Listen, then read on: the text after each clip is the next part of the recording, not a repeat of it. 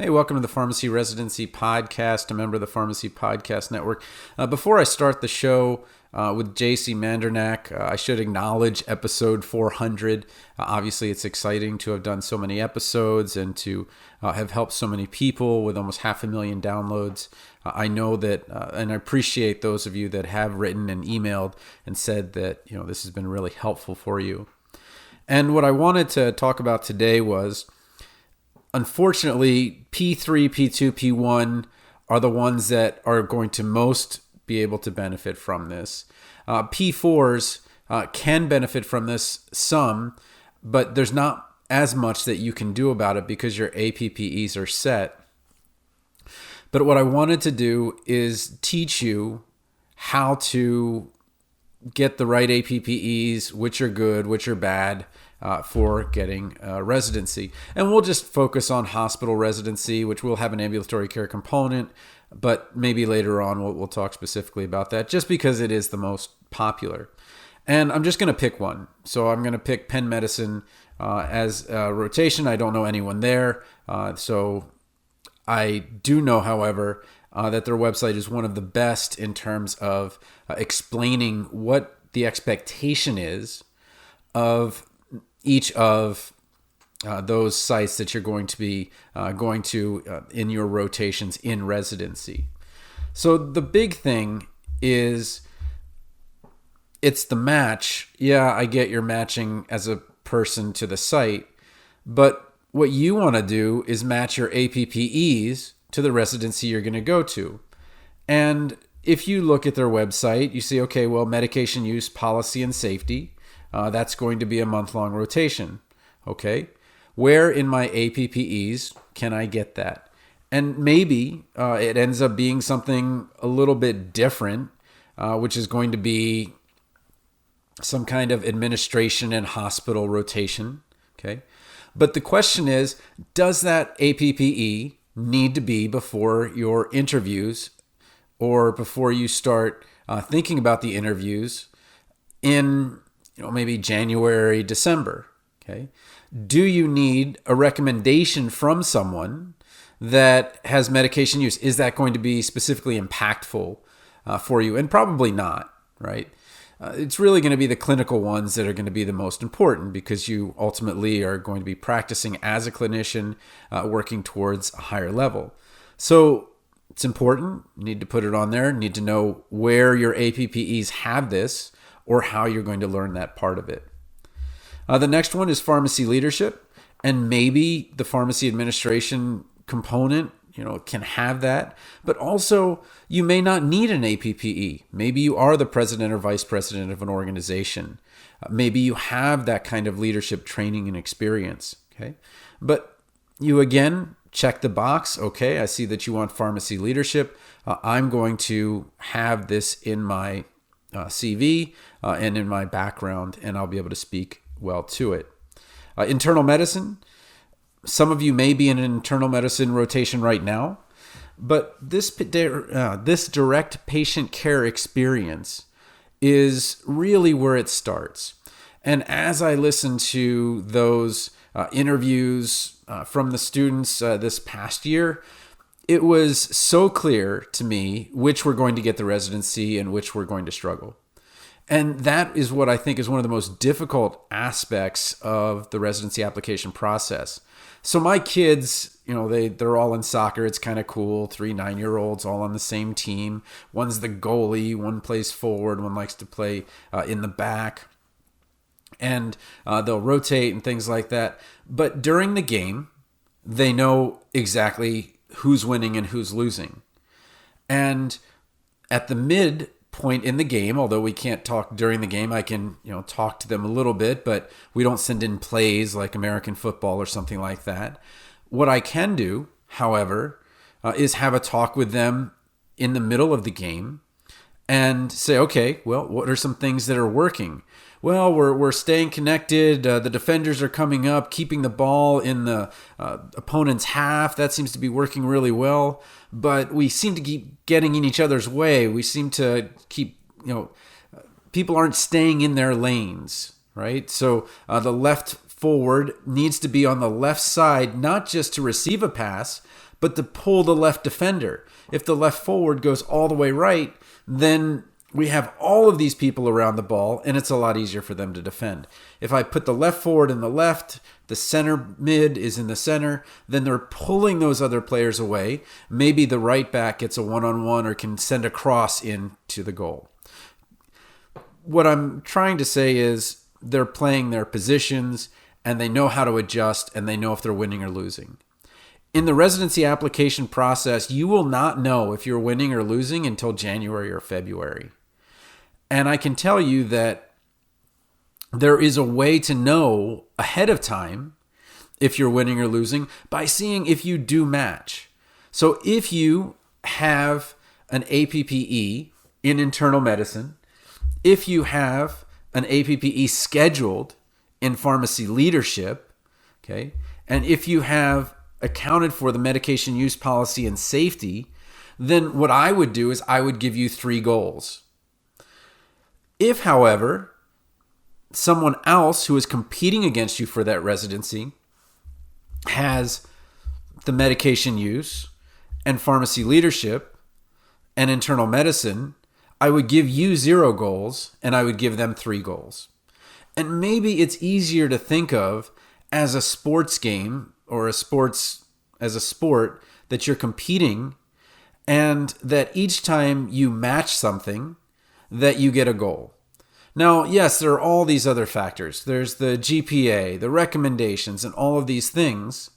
But what you can do is you can kind of visualize, all right, you're applying to this residency and you don't have an internal medicine APPE. Okay, fair enough. Not everybody gets the APPEs they need. How are you going to have a meaningful conversation about that? And that's the big thing that I think that students forget about when it comes to interviewing for the position. You are interviewing for a specific position with specific rotations.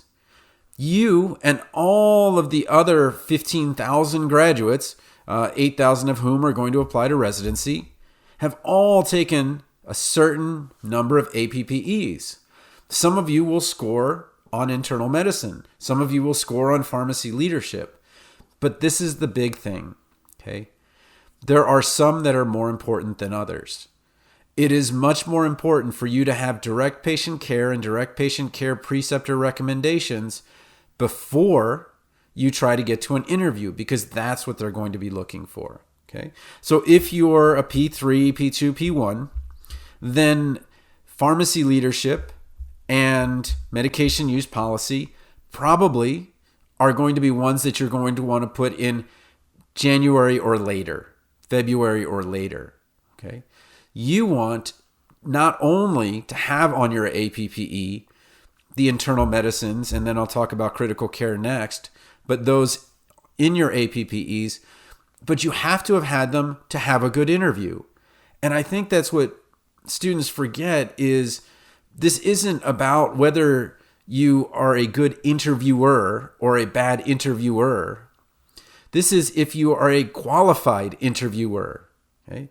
So when you are playing against someone who has had internal medicine and critical care, which is the next one on the Penn Medicine list, and you do not have internal medicine or critical care, and they ask you some question about hypokalemia, in this environment, the other person is articulating an answer because they've seen it.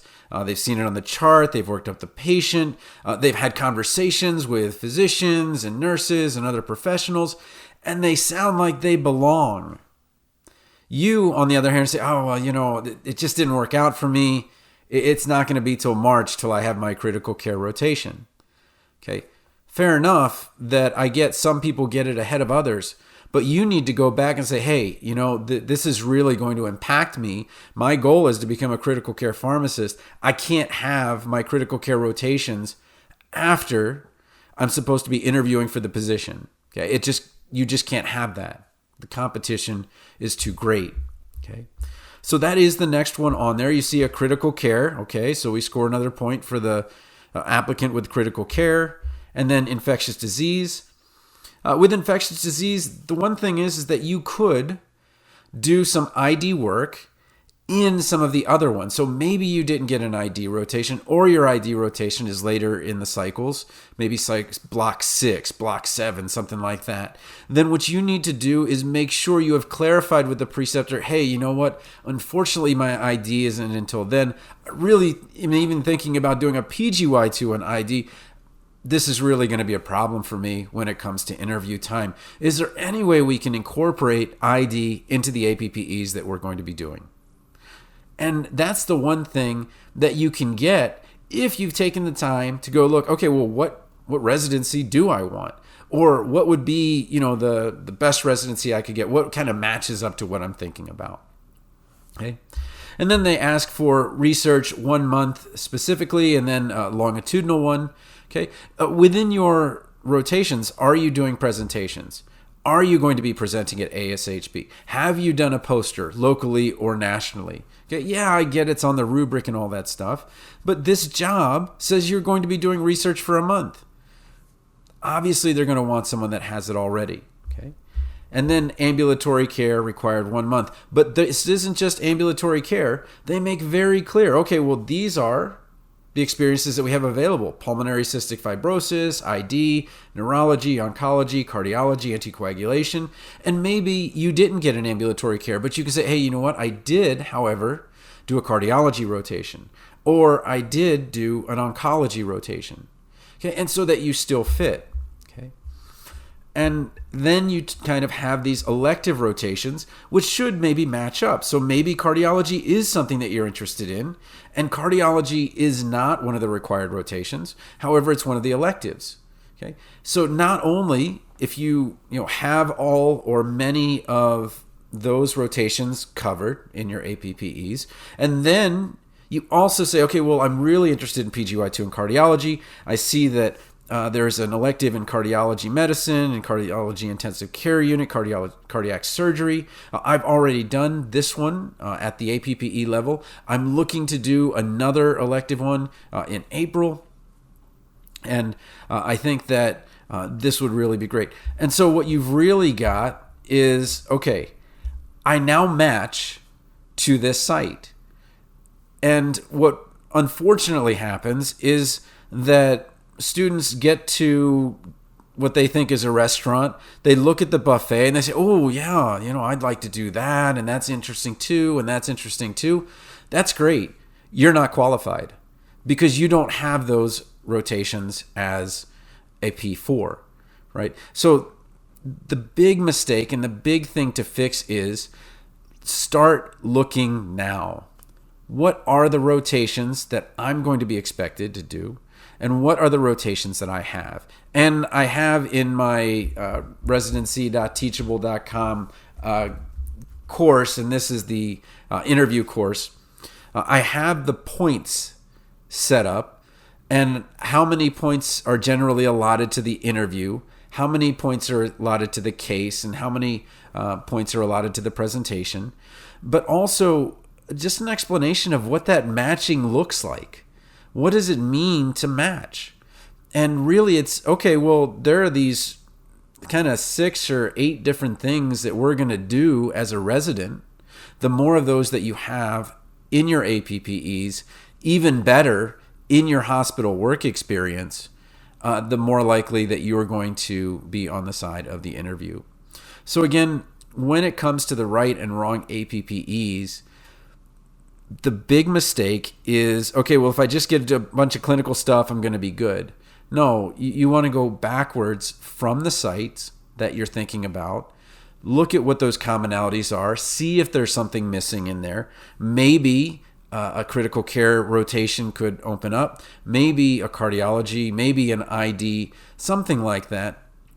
But the big thing is going to be you simply will have absolutely no chance of beating the other students in the interview if you've not had those rotations and it's a significant component of them. So I can assure you at some place that's as well regarded as Penn Medicine is, that you are going to be in a full-on clinical conversation through the interview. It is going to be clinician to clinician, yes, they're going to get that some of the things you would have to look up, some of the things are your process. But in general, there's going to be an expectation that, yeah, you know this stuff. And not only do you know it, but you know it in a way that you can have a conversation. So again, when it comes to right and wrong APPEs, really take the time to find a couple of residency sites that you're really thinking about. Look at your APPEs and do that analysis. Look at it and just say, hey, do these match? And if they don't, you either need to change where you're applying or what sites that you're going to be going to. One of those two things have to happen. Anyway, you got questions for me, Tony the Pharmacist at gmail.com. But here, welcome to the show. Hey, welcome to the Pharmacy Residency Podcast, a member of the Pharmacy Podcast Network. I'm excited to have JC Mendernack on the mic with me. She is from the University of Iowa College of Pharmacy, and she graduates in just a couple of weeks here. And what I wanted to do was talk really in hindsight about, okay, well, as I'm looking backwards into my APPEs, what are the APPE things that I've done that will make sure that I get interviews for residency? And she was successful in getting interviews for residency. And I wanted to make sure that, you guys had some of those tips. So JC, welcome to the Pharmacy Residency Podcast. Hi, thank you for having me. I'm happy to be here. Okay. Well, let's just give you a little background, kind of a quick, why did you go to pharmacy school? I had read your bio that you do have that undergrad in physiology, so you're especially well-versed in those kinds of things. But what made you come to pharmacy school over maybe medical school or some of the other choices you could have had? Yeah, pharmacy school, I definitely think is the right choice. I didn't always know that's what I wanted to do. But in high school, I needed a job, and across the street was a pharmacy. I got a job there. So after school, I just worked a few hours, small town, got to take prescriptions to the local residents and nursing homes, long-term care facilities. And I loved it. I absolutely loved the patients, the people I worked with, and the work I got to do. So that's where my love started. And I saw that the pharmacist had great relationships with her patients. She had a vast knowledge of everything, and patients would come to her with their health questions. And I thought it was really cool. And so then I did study human physiology at the University of Iowa, and then eventually continued to pharmacy school. And I've loved every minute of it. So tell me a little bit about kind of your APPEs in terms of what you wish you might have known in that first APPE as you're coming into your ninth APPE, and just some advice on how do you prepare for that? I think the first one is always the toughest, just because you don't know what to expect. Maybe somebody's got a critical care one, unfortunately, before they've got a general medicine one or something like that. But what recommendations would you have for someone going into their first APPE or first APPE as it relates to, a future eventually with residency? Yeah, I think that's a great question and something I wish I had before I started. It's very overwhelming just because you're used to sitting in a classroom learning all the time, and now you're going to go out there to practice. And especially with your first one, if they had a student prior to you, that student was at the end of their education and probably knew a whole lot. And then you're next and have to dig out all your resources and hopefully know what you're doing. But I think starting off is just letting your preceptor know what you want to learn and maybe what you don't know or what you do know, so that they can help tailor the rotation to your liking. For example, my first rotation was acute care in pharmacy, and I come from a community pharmacy working background, so I knew basically nothing. But I told them that, and I wanted to learn a lot of different things, and I was able to do that. Secondly, though, I think is to just be flexible. If you're anything like me, I really like planning out everything, knowing what I'm going to be doing, but that doesn't always happen on rotations. Things come up, rotations change, especially during a pandemic. And you just have to be flexible with what you're going to do, if you're going to see patients or not, or work on projects, and just communicate with your preceptor kind of how that goes. And then thirdly, I would recommend that you write down everything that you do. That's something I sort of did, but got a little lax on. It really helps just to see what you did every day. When you're in it, it's just kind of like, oh yeah, that's what I'm doing. But when you to look back retrospectively, it's hard to remember that specific patient and what you specifically did for them. And in terms of applying for residency, this can be very beneficial as you'll want to use those specific examples in letter of intents or during your interviews. And once I did have time to think back about a few things, I thought of some scenarios, but I know there's a whole lot of times out there that I missed because I didn't write them down. So those would definitely be a few tips I would like to pass on. So tell me a little bit about patients. So you're good with the students, and you're also at Iowa teaching in a classroom. So you're very much a people person. And to some extent, the big change from that P3 year to P4 year, but Iowa's a little different. You have kind of an elective opportunity, but what's that? How do you make that change from, okay, I'm reading about diabetes in a book to the person in front of me has diabetes and now I need to help them? How did you make that transition? That's a really hard thing to do. And it doesn't seem so hard when you're in the classroom, taking a test and you're like, yeah, I did good. But then you're faced with that real patient. And you're like, oh, I can't just tell them that they have diabetes. They need to eat like this. They need to go exercise.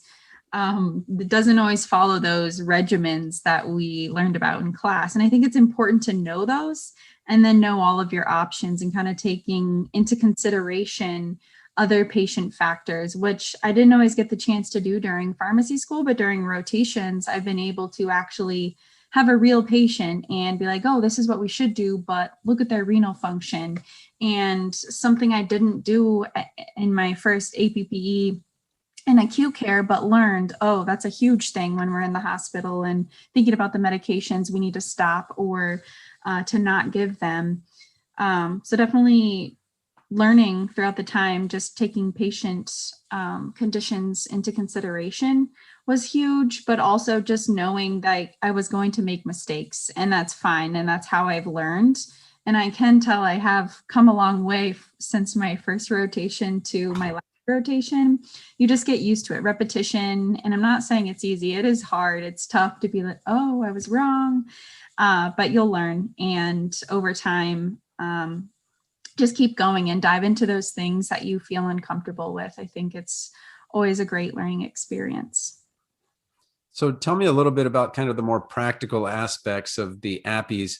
Essentially, you're a homeless person with a temporary home or whatever. How did you manage to get your, where you lived? I hear some people do Airbnb, some people friends and family. Some people are very close to their rotations, but you also want to have experiences in maybe other states. Like I think you've had one in Wisconsin.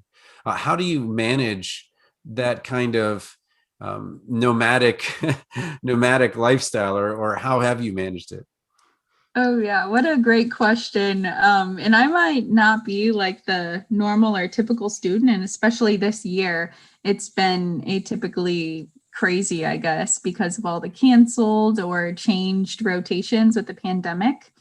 But I didn't re-sign my lease and went 5 weeks at all different places. So I did very carefully plan everything out, made sure I had housing ahead of time, and you have to make sure you have certain documents turned in ahead of time. So I tried to be organized and put things either in my planner or made OneNote little tabs for all of my rotations and put in there what I needed to do ahead of time, the preceptor's name, and my goals for those rotations. And then questions I wanted to ask ahead of time. Some of them you need to wear specific things, a white coat or not, or bring specific things. And I wanted to be sure all my questions were answered ahead of time. In terms of housing, so some of them did have housing. One in particular I knew I would go to. They had secure housing, awesome, great. I signed a a form ahead of time, probably 6 months in advance. And then a couple weeks before I went, they said it was for COVID workers, and I no longer got it. So this is me frantically looking online for Airbnb. This is probably way atypical. It's just a pandemic year. And I found an Airbnb, had a little bit of a commute, and that was kind of fun, actually, to feel like a working person. That's awesome. Cool. Yeah. And then other ones did have housing for me. I was able to go to. Otherwise, I've been able to stay with friends or family. I got time to go to Arizona, and that one I stayed with family. In Minnesota, I also went to one, and I had to get an Airbnb there as well. And it actually has been a fun adventure for me. Sure, it's a lot of work and trying to live out of my car. I've not a light packer, but I've learned to be a light packer, and organization is key. Definitely has helped me through. Okay, well, tell me about your experiences in other states. So if I've got it right, you went to Arizona, Wisconsin, and Minnesota. Correct. So tell me a little bit about Arizona first. Yeah, well, first of all, it's my first time there, so I absolutely loved it outside. But in terms of the rotation, just taking into consideration kind of how they do pharmacy differently. And I guess my experience is coming from, it was a hospice and palliative care rotation. And so the patient population was way different than I have ever been used to. So for one, that was way different, but just learning from also another Arizona pharmacy student down there was really cool. I didn't have rotations with other Iowa students ever, but I was able to work with her on a few things and just see how they learn differently. And she has a completely different perspective, which was very cool for me. Also of note, if you're going to practice in another state, I did have to get the state license. So that was a whole process of getting a fingerprint card and getting registered ahead of time. So that's something to think about if you're getting a out of state APPE, is you have to be licensed in that state as well. Okay, well, tell me a little bit about Minnesota then. Sure. Minnesota is probably more similar to Iowa, just in terms of laws as well. There's a few things I learned along the way, but it's pretty similar to Iowa and how pharmacy was. It was a smaller hospital, and I really enjoyed that, just seeing their environment and how they worked together. It was much colder there, especially because I went from Arizona to Minnesota. Wow. What about, and then Wisconsin was the other one? Yeah. So Wisconsin was actually unique. They had a law, I think this law is changing, where they have to provide counseling for every prescription. It's not just every new prescription. So the patients were actually more receptive to receiving counseling. They kind of knew they had to go through it, rather than, I know a lot of times in Iowa, they don't want to go through it, even if it is a new prescription. So I kind of like that. I was able to latch onto that to practice my counseling. But overall, they were great to work with as well. Okay, so this is the big one. How do you get ready for a VA rotation? Because I understand that you can't just plug USBs into a VA computer, and you can't just show up on the first day like, hi, I'm here for my VA rotation. I know that there's some definite things that have to be taken care of. What are the types of things that you had to do? It sounds like you're somebody that gets things done ahead of time, so that's a really good thing. But what are the things you kind of had to do to make that rotation happen? Yeah, definitely have to be ahead of things for a VA rotation. Otherwise, you won't be able to go. But I think it was about 6 months in advance I had to get things going, and that involved getting a fingerprint done, going on sites, doing fingerprints, filling out paperwork, which is governmental paperwork. So if you do your own taxes, you know how fun that can be. Yeah, no kidding. Sign a few more papers and turn them in. Some of it could be done electronically, but it was just kind of time consuming. And then additionally, there's online training you have to do. I don't know if that was 6 months or 3 months ahead of time, but this is very well in advance. So if you have this in the middle of your APPEs while you're doing your current APPE, you're going to have to be doing this during the nights, but That's why having that organization ahead of time before you even start your APPEs is good, to have a little checklist, send that email to this person, make sure you're prepared for this, have a housing for this one is always good. But the VA is one where you have to do it well in advance. We're talking 3 months, 6 months ahead of time. The training isn't hard. It just takes time to do. And once you're there, it's a blast. Okay, awesome. Well, I've asked you a ton of questions. Is there anything else that I haven't asked you about that would probably be good advice for someone that's starting on their APPEs? Yeah, I mean, there's so much I could say that I learned, but I think one thing is just keeping an open mind about what you're going to learn. If you're a person that doesn't like the hospital and you have a mandatory hospital one, don't go into it thinking it's going to be awful, because then it may be.